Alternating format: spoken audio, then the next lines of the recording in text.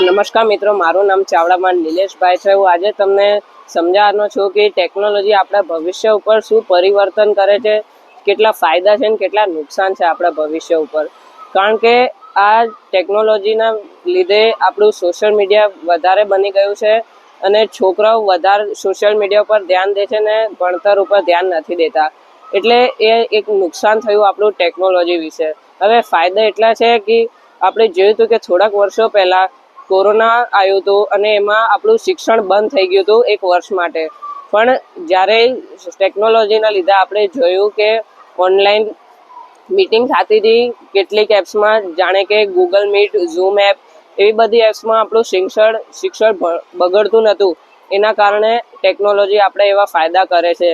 અને આજકાલ જેમ કે વિદેશોમાં આપણે જોઈએ છીએ કે ડ્રોન જેવી વસ્તુ બની ગઈ છે, જેના કારણે આપણે કેટલાય લોકોની બચાવ કરી શકીએ છીએ, જેમ કે ધરતીકંપ, સુનામી, એવી બધી પરિસ્થિતિમાં આપણે માણસોની સુરક્ષા કરી શકીએ છીએ।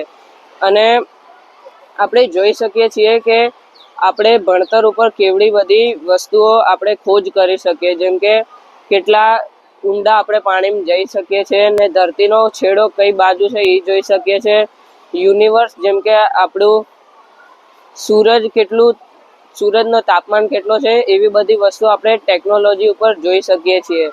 Thank you.